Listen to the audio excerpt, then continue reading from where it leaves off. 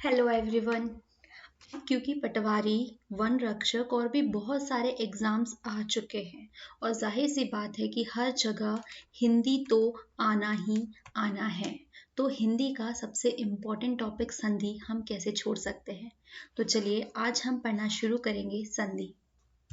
Notes यहाँ पर इसलिए नहीं लगे हुए हैं, किसी भी तरीके की प्रेजेंटेशन नहीं है, क्योंकि सारी चीज़ें हम यहीं पर सीखने वाले हैं। क्योंकि बहुत ही सिंपल वे में सीखेंगे। मैं भी कोशिश करूंगी कि आपको एकदम ईजीएस्ट फॉर्म में समझाऊं। शुरू करते हैं संधि से। तो सबको पता है कि संधि एक्चुअल में होती क्या है। संधि को आप एक टेक्निक के रूप में भी देख सकते हो कि किसी शब्द को बनाने की एक टेक्निक भी हो सकती है।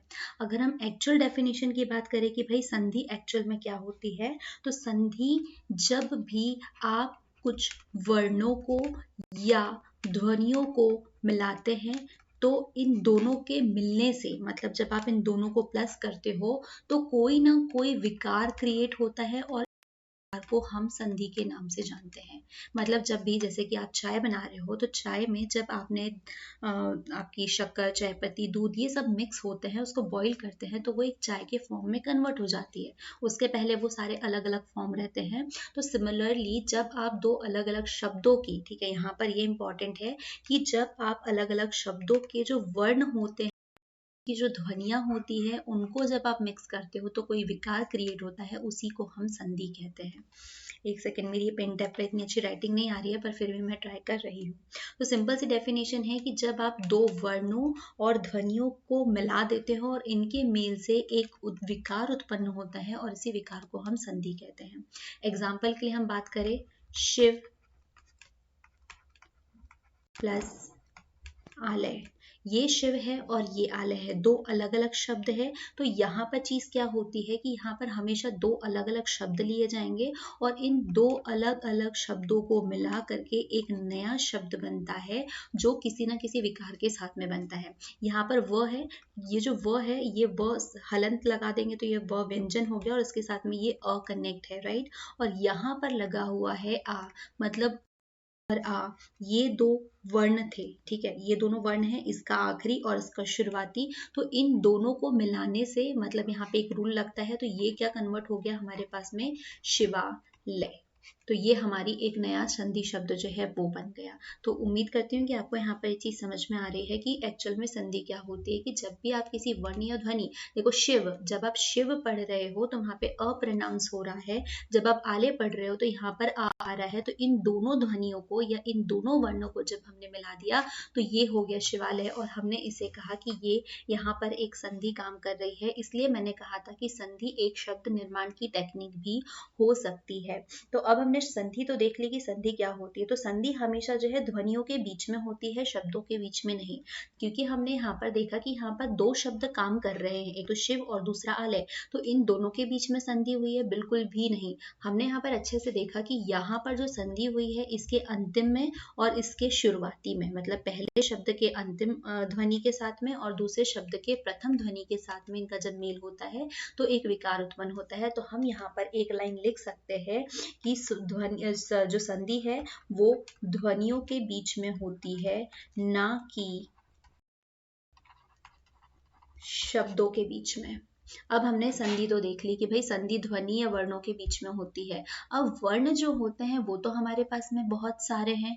अब इतने सारे अलग अलग को पढ़ने के लिए हमें और समय भी लगेगा। तो इसीलिए हमने हमारी सहूलियत के हिसाब से क्या किया कि हमने संधि को तीन भागों में बांट दिया। और वो तीन भाग कौन कौन से थे? एक पहला है हमारे पास में स्वर, क्योंकि हमने हमारे वर्णों को इस हिसाब से बांट रखा हुआ है, ठीक है। फिर दूसरा हमारे पास में है व्यंजन और तीसरा हमारे पास में है विसर्ग। तो आज की डेट में हम कवर करने वाले हैं स्वर संधि, ठीक है। अब सिंपल सा है, नाम से ही क्लियर है कि जब स्वरों के बीच में कोई संधि हो रही है तो हम उसे स्वर संधि कहने वाले हैं, ठीक है। तो स्वर संधि सिंपल सा है कि जब दो स्वरों के बीच में कोई के मेल से कोई विकार उत्पन्न हो रहा है, के मेल से विकार उत्पन्न हो। देखो सिंपल सी, मेरी यहाँ पर कोई नोट्स बनाने की तैयारी नहीं है कि मैं आपको बहुत सारे नोट्स बनवाऊँ या कुछ। यहाँ पर सिर्फ इतना है कि हमें उस डेफिनेशन को समझना है, उस टेक्निक को समझना है, क्योंकि हमें बहुत सारे एग्जाम्पल सॉल्व करना है, और एग्जाम्पल सॉल्व करना है तो हमें उसकी परिभाषा तो पता ही होनी चाहिए। तो स्वर संधि हमेशा वहां पर होती है जहाँ पर दो स्वरों के मेल से बनती है। जैसे हमने शिवालय पढ़ा था, तो वहां पर अब हमेशा मतलब जहाँ पे दो शब्द आते हैं, ठीक है, हमें पता है कि दो शब्दों के वर्ण और जो ध्वनि होती है उसके मेल से बनती है। तो हर शब्द के मतलब यहाँ पर इसका जो अंत है वो भी एक स्वर होना चाहिए, और इस ध्वनि के मतलब दूसरा जो शब्द है उसका प्रारंभ वाला भी जिसका मेल कराना है वो भी स्वर होना चाहिए, तब हमारी स्वर संधि कहलाती है। अब स्वर संधि को पढ़ने के लिए सबसे पहले हम क्या करेंगे, हम सारे स्वरों को रख लेंगे, क्योंकि हमें काम तो स्वरों के ऊपर ही करना है, स्वरों का ही मेल कराना है। तो हमें पता है कि हमारे पास में स्वर कौन कौन से है। सबसे पहले अ, एक सेकेंड में इसका कलर चेंज कर लूँ ताकि आप अगर नोट भी कर रहे हो तो आपको पता हो। अ, आ, छोटा ई, बड़ा ई, मैं तो इसे ऐसे ही याद रखती हूँ। अनार का, आम का, ई इमली का, ई ईख का। फिर उसके बाद में हम जा रहे हैं ऊन उल्लू पे, देन हम जाएंगे ऊन पर। फिर हमारे पास में आया ऋषि, ए एड़ी का, ए एनक का, ओ ओखली का, एक सेकेंड, ये हो गया ओ ओखली का। देन आपके पास में औरत का आया, और फिर हमारे पास में आया अम, और फिर हमारे पास में आया अह। तो अब हमें स्वर संधि में किन स्वरों को लेकर के काम करना है हम उसको देख लेते हैं। हमारे पास में यहाँ तक के जो स्वर है हमको इसी के ऊपर काम करना है। मतलब हम जितनी भी स्वर संधि के ऊपर बात करेंगे, क्योंकि हमें स्वरों को ही जोड़ना है, स्वर संधि को ही देख रहे हैं, तो हमें सबसे पहले स्वर से हम फैमिलियर होना चाहिए, इसलिए मैंने आपको सबसे पहले स्वरों से फैमिलियर कराया। अब इतने सारे स्वर है, तो अब इसको पढ़ने के लिए भी हम एक साथ में तो सबको नहीं पढ़ सकते, तो इसीलिए हमने हमारी सहूलियत के लिए क्या किया कि स्वर संधि को भी हमने कुछ पार्ट्स में डिवाइड कर दिया। और वो पार्ट्स हमारे क्या क्या है, सबसे पहले आता है हमारे पास में दीर्घ स्वर संधि, फिर उसके पास में बाद में आता है हमारे पास में गुण संधि, फिर हम बात करेंगे वृद्धि संधि के ऊपर, देन अयादि, और एक और टाइप आता है जिसे हम यण संधि कहते हैं। अब भाई बात आती है, इतनी सारी संधियां हैं तो हम इतनी सारी को कैसे याद रखेंगे, क्योंकि हमें तो at the end solve example ही करना है, तो इसी को तो इजी करना है हमें, है ना। जितना टफ लग रहा है वो बिल्कुल भी टफ नहीं है, हमें सिर्फ इन चीज़ों को याद रखना है। जो मेन डेफिनेशन है कि संधि क्या होती है, दो वर्ण और दो ध्वनियों को मिलाया तो वो संधि हो गई। फिर जो वर्ण है वो भी बहुत सारे आपके पास, स्वर है, व्यंजन है। तो अब हम क्या करेंगे, तो हमने क्या किया, सबसे पहले स्वरों को उठा लिया, स्वर देख लिए कि हमें किन किन स्वरों के साथ में काम करना है।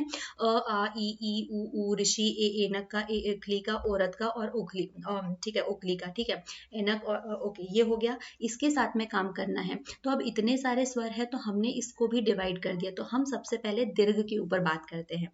देखो दीर्घ एक्चुअल में क्या होता है, बड़ा, मतलब सिंपल सी लैंग्वेज में हम समझे तो दीर्घ क्या हो रहा है कि किसी बड़ी चीज को ले रहे हैं। ठीक है, सबसे पहले हम शुरुआत करेंगे में अ और आ से, क्योंकि हमारे स्वर ही यहीं से शुरुआत हो रही है। ठीक है, तो हमने क्या किया, हमने शुरुआत की अ और आ से। तो अब हमने क्या लिया कि हमने ये कहा कि दीर्घ संधि हमको जब पढ़नी है तो हम यहाँ पर एक सिंपल सा टेक्निक रखेंगे कि जब भी, क्योंकि आपको दो शब्द लगेंगे। देखो हर जगह जब भी आप बात करोगे तो वहां पर दो शब्द तो लगेंगे ही। तो जो पहला शब्द है तो वहां पर आपका क्या होने वाला है, वो तो यह अ हो या आ हो, ठीक है, या वो ई हो या बड़ी ई हो, ठीक है, या वो उल्लू का हो या वो उनका हो। क्लियर, ये वाली चीजें हो गई। मतलब दीर्घ में जब आप पढ़ने लगो तो सबसे पहले आपको याद रखना है कि आप समान फैमिली को रख रहे हैं, मतलब सेम टाइप की फैमिली, क्योंकि अ और आ आपको एक फैमिली से लगेंगे, छोटा ई बड़ा ई एक फैमिली से लगेंगे, उल्लू का और उनका भी आपको एक ही फैमिली से लगने वाले हैं। मतलब जो चीजें हैं, ट्रिक्स हैं, हम उसको याद रखने की बात कर रहे हैं। तो हम ये कहेंगे कि जब ग्रुप ए वाले भी सेम होंगे और वहीं पे ग्रुप बी जो है, मतलब जो 2 सेकेंड वाला जो शब्द है वो भी सेम ही होंगे, मतलब वो या तो अ हो या तो फिर वो आ हो।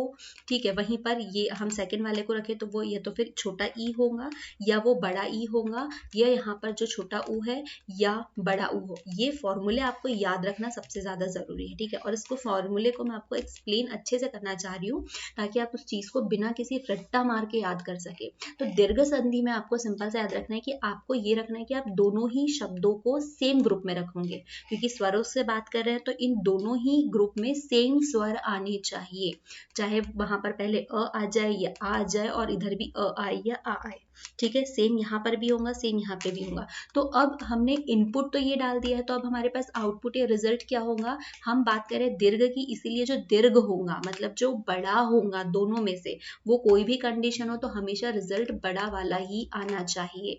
इन दोनों में से बड़ा कौन है, हमेशा यही आएगा। इन दोनों में से कौन सा बड़ा है, तो हमेशा रिजल्ट यही आएगा। देखो मैं आपको एग्जाम्पल के थ्रू बताती हूँ। आपने एक वाला फॉर्मूला रखा, या तो वो अ हो पहले वर्ड, मतलब जो पहले शब्द का अंतिम हो वो अ हो या आ हो, अ हो या आ हो, हमेशा रिजल्ट आएगा। देखो इससे कितने फॉर्मूले बने कि शायद पहला शब्द आपका अ हो रहा हो मतलब शुरुआत में, और दूसरे के पहले में भी आपके पास अ ही आ रहा है, तो दोनों सेम फैमिली से बिलोंग कर रहे हैं। हमने पहचान में ये देखा कि दोनों ही सेम फैमिली से बिलोंग कर रहे हैं, और हमारा रूल कहता है कि वहां पे हमेशा आ ही आने वाला है।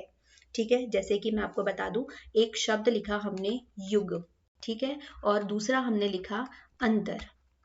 हमें नहीं पता है कि कौन सी संधि है। ठीक है, अब आप यहाँ पे देखोगे कि भाई यहाँ तो ग है और ग पूरा वाला है विदाउट हलन, तो यहाँ पर क्या आ रहा है, हिडन क्या है, अ है। जब आप ग को पढ़ेंगे तो वहां पर आपके अ जो है वो प्रोनाउंस होने वाला है। क्लियर, यहाँ पे ध्वनि और स्वर कौन सा निकल रहा है, अ का निकल रहा है। फिर जब आप अंतर पढ़ने जा रहे हो तो अंतर में भी आपको अ मिल रहा है ना, तो अंतर में भी अ है, मतलब ये दोनों ही सेम फैमिली से है। और हमारा रूल ये कह रहा है कि जब दोनों ही मतलब एक ही फैमिली से बिलोंग करे तो हमेशा इसका जो बड़ा वाला होता है, जो दीर्घ वाला होता है, वही इसका रिजल्ट आता है। तो मतलब यहाँ पर आ आने वाला है, तो हमने यहाँ पर इसका रिजल्ट क्या कर दिया, युगांतर। ठीक है, हमारा संधि शब्द क्या बन गया, युगांतर। हमने ग में आ की मात्रा, अ को जो प्लस कर दिया, मतलब वो आ की मात्रा होगी और हमारा वर्ड बन गया युगांतर। चलो एक और नेक्स्ट वाला जो शब्द है उससे और समझते हैं, मतलब एक एक सबको समझेंगे। देखो सिंपल यहाँ पर मैंने एक साथ में ही तीनों को बता दिए, लेकिन तीनों से 4 अलग अलग फॉर्मूले आराम से बनेंगे। ठीक है, जैसे कि यहाँ पर अगर शायद सामने वाला आ रहा हो और पीछे वाला अ हो रहा हो, तो भी रिजल्ट हमेशा हमारा आ ही आएगा। फिर चाहे वो यहाँ पर अ है, यहाँ पर आ रहा है, तो भी रिजल्ट हमारे पास आ ही आने वाला है। और इतने समझदार तो है हम हैं, क्योंकि हम कंपटीशन में बैठे हुए हैं, तो इतनी हिडन चीजें हम देख सकते हैं। क्लियर, यहाँ पर समझा दिया। तो दीर्घ स्वर संधि को याद रखने के लिए आपके पास सिंपल सा टेक्निक है कि जब भी ग्रुप ए और ग्रुप बी यानी दोनों ही शब्दों में समान फैमिली से बिलोंग कर रहे हैं, तो उसका रिजल्ट हमेशा उसका बड़ा वाला आएगा। ठीक है, मतलब वो अ आ दोनों हो सकता है, फिर ई आ रहा है और दूसरे में भी ई ही आ रहा है, तो उसका रिजल्ट भी क्या होने वाला है, ई ही होने वाला है। फिर यहाँ पर भी ऊ है, यहाँ भी ऊ है, यहाँ पर भी या छोटा ऊ या बड़ा ऊ आ रहा है, तो वो हमेशा रिजल्ट ऊ आएगा। मतलब इनमें से कुछ भी हो सकता है, यहाँ पे भी इनमें से कुछ भी हो सकता है। चलो एक एग्जांपल और देख लेते हैं कि हमने रखा गिरीश। ठीक है, गिरी प्लस हमने यहाँ लिया ईश। अब यहाँ पर देखो, यहाँ पे क्या आ रहा है, यहाँ पर हमारे पास में क्या ई आ रहा है, राइट, एक ई आया और यहाँ पर हमारे पास में बड़ा ई आया। और हमारा रूल क्या कह रहा है कि यहाँ नंबर भी ई से आया और सेकंड वाला भी उसी की फैमिली का उसका बड़ा वाला आया। ठीक है, दोनों ही आए। और हमारा रूल ये कह रहा है कि जब ऐसी कंडीशन आती है तो हम हमेशा उत्तराधिकारी जो है वो बड़े को ही चूज करते हैं। ऐसा ही होता है, मतलब जो राजा महाराजा वाले टाइम से पढ़ते आ रहे हैं, तो उत्तराधिकार किसको मिलता है, बड़े बेटे को ही मिलता है। तो यहाँ पर भी हम बड़े को ही देंगे, तो हमारा यहाँ पर हो जाएगा गिरीश। क्लियर, तो ये हो गया हमारा गिरीश। सिंपल। तो ऐसे ही सारे के सारे एग्जाम्पल देख सकते हैं, जब भी इस टाइप की चीजें आएंगी तो हम यही करेंगे। चलो एक दो और एग्जाम्पल रख लेते हैं, जैसे कि अब हम गुरु को देखते हैं। ठीक है, यहाँ पर हमारे पास आया एक गुरु और प्लस हमने क्या किया, उपदेश। क्लियर, मतलब ये ऊ आया, गुरु आया, तो यहाँ पर एक छोटा ऊ है और फिर यहाँ पर एक ऊ है, मतलब दोनों ही ऊ आ रहे हैं, मतलब सेम फैमिली से। तो क्या होगा, जब इस फैमिली का है तो इस फैमिली का बड़ा बेटा कौन है, गुरु है। ठीक है, मतलब बड़ा ऊ है, तो यहाँ पे हमारा रिजल्ट आ जाएगा गुरुपदेश। ठीक है, तो ये हमारा रिजल्ट हो गया गुरुपदेश। तो उम्मीद है कि आपको दीर्घ स्वर संधि जो है वो समझ में आ चुकी होंगी। अब हम बात करते हैं हमारी नेक्स्ट संधि के ऊपर, जो कि है हमारी गुण संधि। अब गुण संधि को समझने के लिए भी हमारे पास में हम कुछ फॉर्मूले बनाएंगे और हम उसी फॉर्मूले के ऊपर बात करने वाले हैं। जैसे कि गुण, अब हमने दीर्घ से याद रखा था कि हमेशा दोनों ही फैमिली के जो मेंबर है सेम फैमिली से बिलोंग कर रहे हैं, और इसीलिए उसका जो दीर्घ है ना, जो भी उसका बड़ा वाला है, हम उसी को एज अ आउटपुट रखेंगे। अब गुण में हम क्या करेंगे, यहाँ पर दो शब्द है, एक तो फर्स्ट वाला है और दूसरा सेकंड वाला है। तो अब हम यहाँ पे क्या करते हैं, इसको याद रखने के लिए हम ये वाली फैमिली में डाल देते हैं। एक तो यहाँ आएगा या आएगा, ठीक है, हमने ये कर दिया। लेकिन इसके बाद में ये पहले शब्द में हो सकता है कि पहले शब्द में एक तो ये आ आएगा या तो फिर आएगा, लेकिन दूसरी वाली जो कंडीशन है दूसरे शब्द में, तो यहाँ पर अलग अलग हो सकते हैं। यहाँ पे एक तो आपका पहले छोटा ई हो सकता है या बड़ा ई हो सकता है, और जब भी अगर किसी शब्द में पहले शब्द के अंत में अगर अ या आ आता है और दूसरे शब्द के अंत में छोटा ई या बड़ा ई आता है, तो ऑलवेज हमारा रिजल्ट होने वाला है ए। ठीक है, ये फॉर्मूले याद रखना है क्योंकि यही हमारे पूरे की पूरे वर्ड्स को क्रिएट करने वाले हैं सिंपल से। तो ये हमारे पास में हो गया कि हमने देखा कि अगर पहले नंबर पे पहले शब्द में अ या आ रहा है और सेकंड पे छोटा ई या बड़ा ई आ रहा है, तो हमारा रिजल्ट ऑलवेज ए होगा। अब यहाँ पर कुछ भी कंडीशन हो सकती है कि हमने अ प्लस छोटा ई रखा है, या हमने आ प्लस बड़ा ई रखा है, या हमने आ प्लस छोटा ई रखा है, या हमने अ प्लस बड़ा ई रखा है। ऑलवेज हमारा रिजल्ट जो है वो ए एडी का ही आने वाला है। एक एग्जांपल से देखें, जैसे हमने रखा नर प्लस इंद्र, ठीक है, तो ये हमारा क्या हो जाएगा, नरेंद्र। ठीक है, ये मात्रा हमने एक ही डाल दी यहाँ पर। तो जब यहाँ पर हमने देखा कि भाई ये तो अ है ना, हमने इसको क्या देखा कि ये तो यहाँ पर अ आ रहा है और यहाँ पर ई आ रहा है, और हमारा रूल ये कह रहा है कि उसके गुण में परिवर्तन हो गया है। तो हम गुण संधि को कैसे याद रखेंगे कि पहले हमारे पास में अ और ई है, अ और आ है, और फिर ई या बड़ा ई आ रहा है, तो उसके गुण में परिवर्तन हो जाता है, और वो गुण में परिवर्तन इस रूप में झलकता है।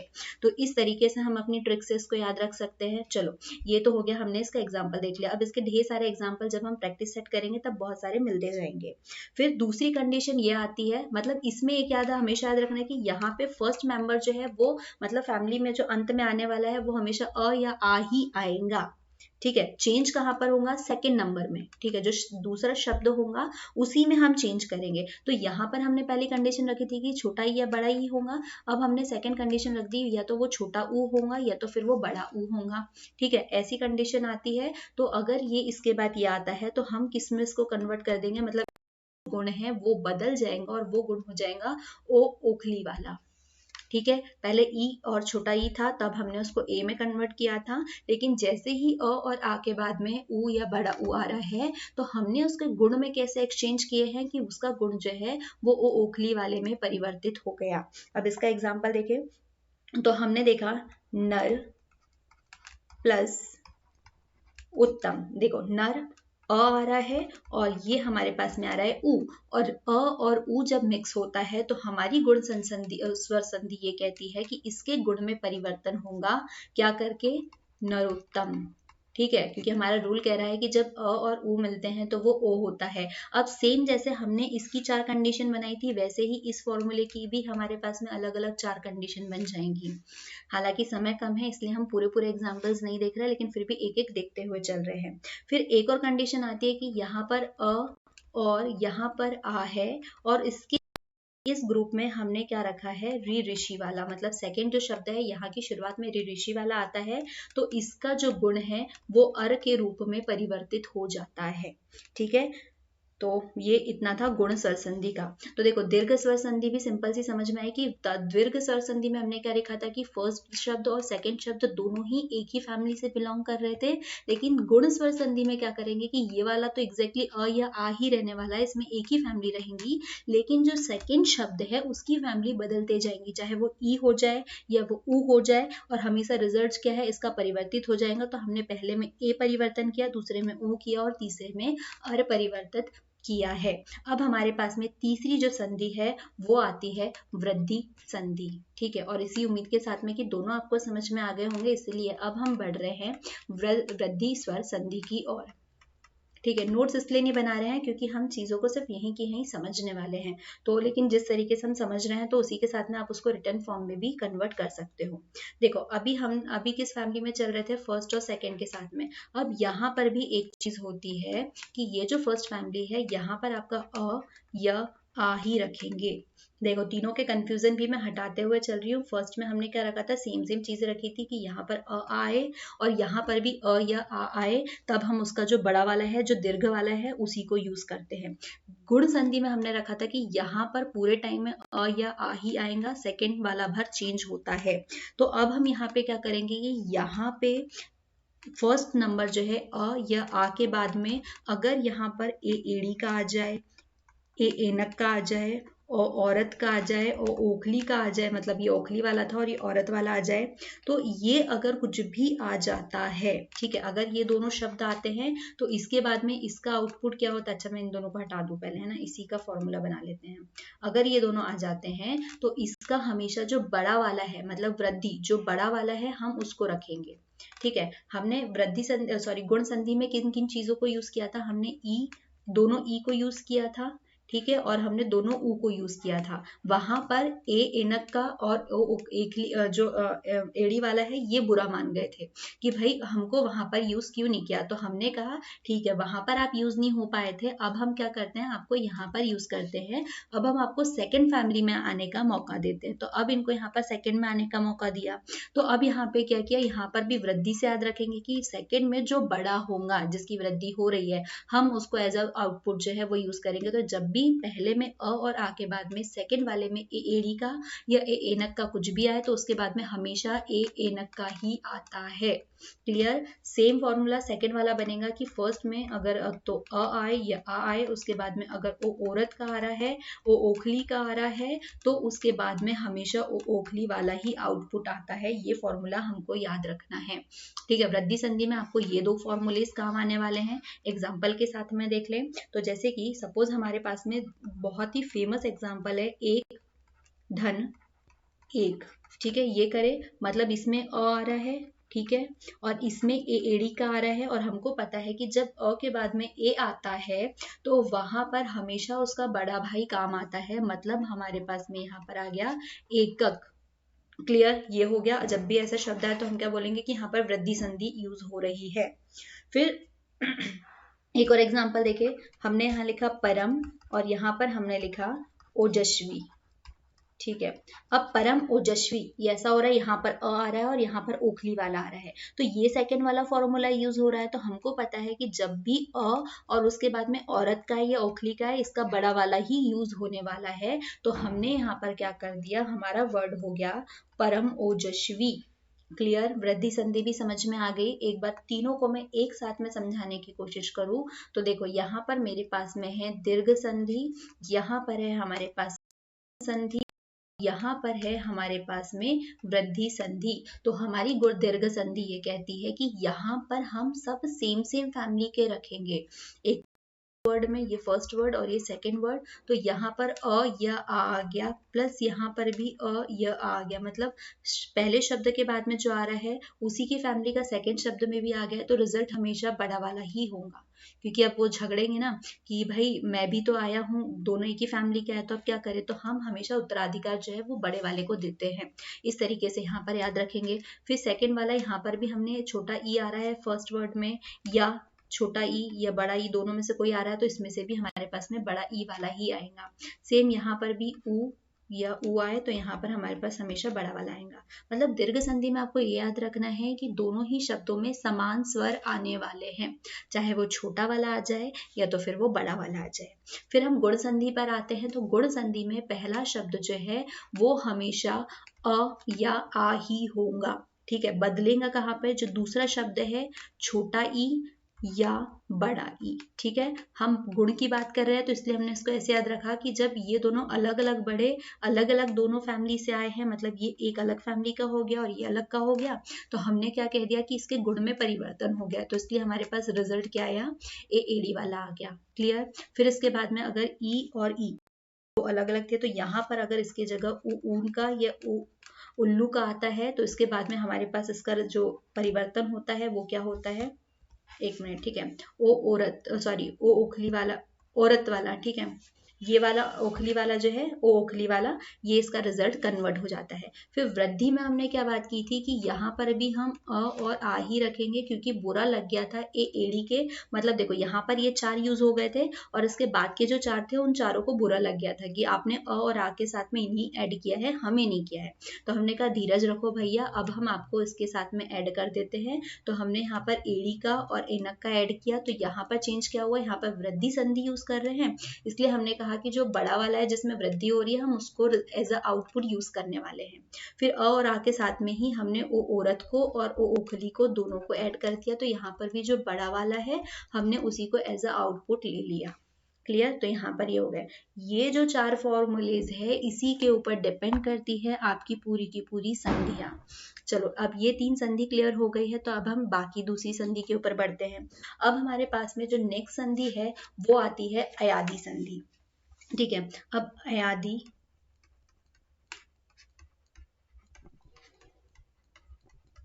स्वर संधि, तो भाई अयादी स्वर संधि क्या है, अभी तक के हमने क्या किया कि अभी तक के हमने सेम सेम फैमिली रखी थी, मतलब हमने एक तो सेम फैमिली अ आ ई दोनों के सेम थे, फिर सेकंड हमने दीर्घ में अ या आ ही रखा था, फिर जो वृद्धि है उसमें भी हमने अ या आ ही रखा था। तो अब हम जो सीक्वेंस में चल रहे थे, अब हम वो सीक्वेंस को तोड़ देते हैं यहाँ पे, ठीक है, अब हम इसमें यही करते हैं।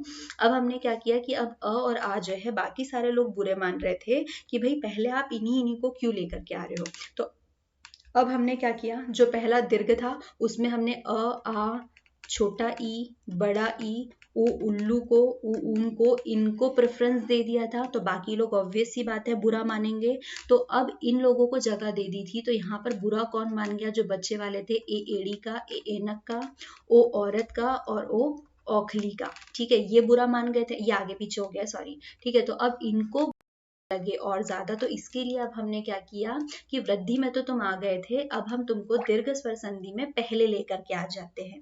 क्लियर, तो अब जो पहला वर्ड है और सेकंड, तो पहले वर्ड हमेशा कौन पहले आएगा, ए एनक का या तो फिर ए एड़ी का, दोनों में से अगर कोई भी पहले आता है, फिर उसके बाद में कोई भी स्वर आए, ठीक है, वो चाहे अगर मतलब कोई भी भिन्न स्वर आ जाता है, मतलब कोई भी भिन्न स्वर आ जाता है, तो वो उसका मतलब कोई भी दूसरा रिजल्ट कन्वर्ट हो जाता है। अगर ए एलक का आ रहा है, ए एकली का आ रहा है, तो उसका जो आउटपुट है वो क्या आने वाला है, आए और आए, ठीक है, अगर ए एड़ी वाला आता है तो वो आउटपुट क्या होगा, आए, और ए एड़ी का एनक का आता है तो वहां पर आउटपुट क्या होगा, आए।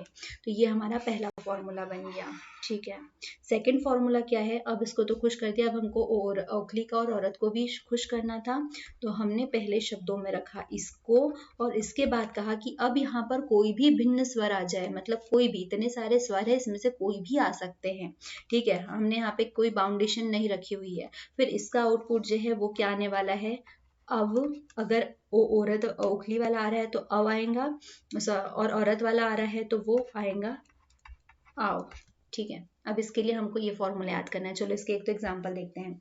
जैसे हमने किया ने धन, एग्जांपल देखते हैं, जैसे कि हमने वर्ड लिया पो धन अन, ठीक है, पो मतलब ओ ओखली वाला आ गया और यहाँ पर अन आ गया, मतलब एक आया, मतलब पहला रूल के अकॉर्डिंग पहले आपका ये वाला वर्ड आ गया और फिर उसके बाद में एक भिन्न स्वर आ गया यहाँ पर, इसका मतलब हुआ कि यहाँ पर आप जो है ओ आ रहा है तो आप उसको अ करेंगे, तो ये वर्ड हो गया हमारे पास में पवन। क्लियर, अयादी संधि भी बहुत ही ज्यादा क्लियर है। फिर उसके बाद में एक और हमारी लास्ट संधि बचती है और वो है यण स्वर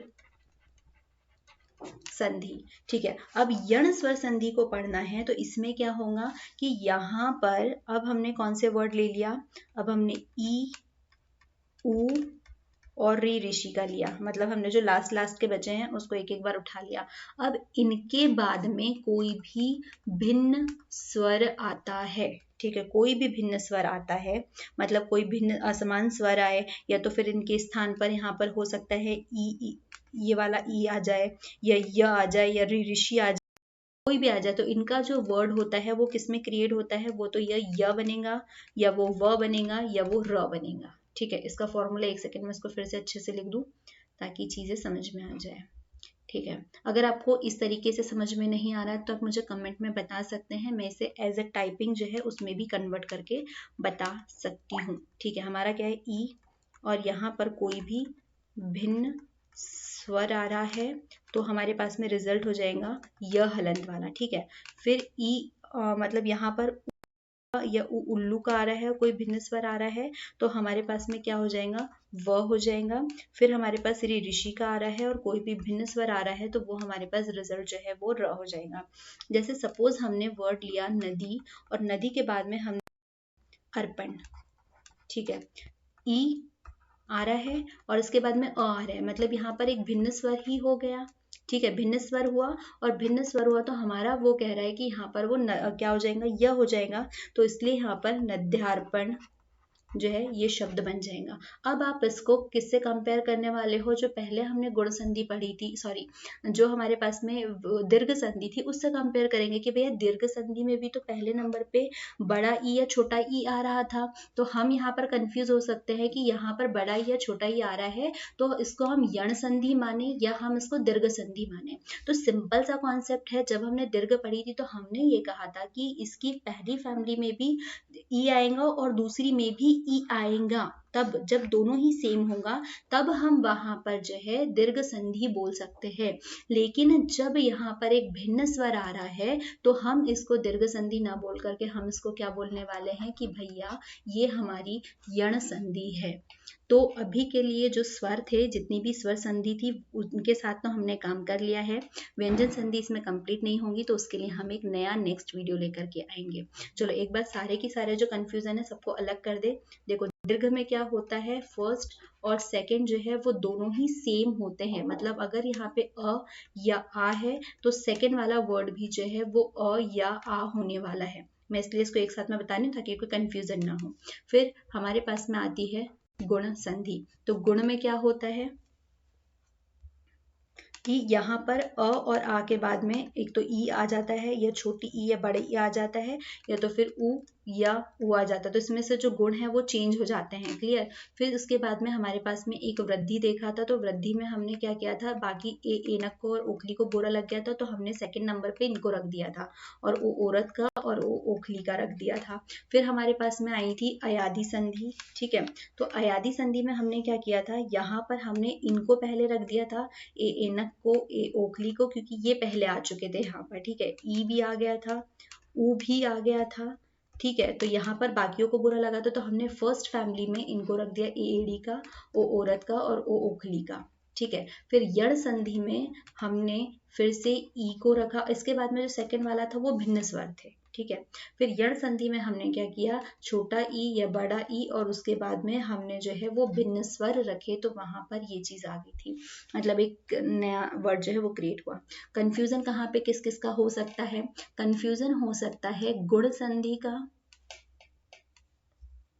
नहीं सॉरी, कंफ्यूजन हो सकता है दीर्घ संधि और यण संधि का। क्यों, क्योंकि यहाँ पर भी पहले बड़ा ई छोटा ई आ रहा है और यहाँ पर भी पहले बड़ा ई छोटा ई आ रहा है, तो ये कंफ्यूजन कैसे हटाएंगे कि यहाँ पर इसकी सेकंड फैमिली भी सेम फैमिली से बिलोंग कर रही थी, जो सेकंड ग्रुप था वो भी, लेकिन यहाँ पर भिन्न स्वर आ रहा है। ठीक है, फिर हमारे पास में वृद्धि संधि और अयादि के बीच में जो है डाउट हो सकता है कि यहाँ पर भी ए है और यहाँ पर भी है, यहाँ पर भी सेम चीज आ रही है, तो हम कहेंगे कि वहां पर वृद्धि संधि में ये जो आज दोनों आ रहे थे ये बिलोंग कर रहे थे सेकंड वर्ड को। ठीक है, सेकंड को कर रहे थे, और अयादि में ये दोनों किसको बिलोंग कर रहे हैं, ये इसकी फर्स्ट फैमिली को बिलोंग कर रहे हैं। तो सेम अगर इसके बीच में और इसके बीच में भी कंफ्यूजन हो जाए तो ही तब भी हम यही कहेंगे कि यहाँ पर ये फर्स्ट को वर्ड को बिलोंग कर रहे थे और यहाँ पर ये सेकंड वर्ड को बिलोंग कर रहे थे। तो स्वर संधि के लिए इतना ही, अगर कोई डाउट है तो आप मुझे कमेंट कर सकते हैं।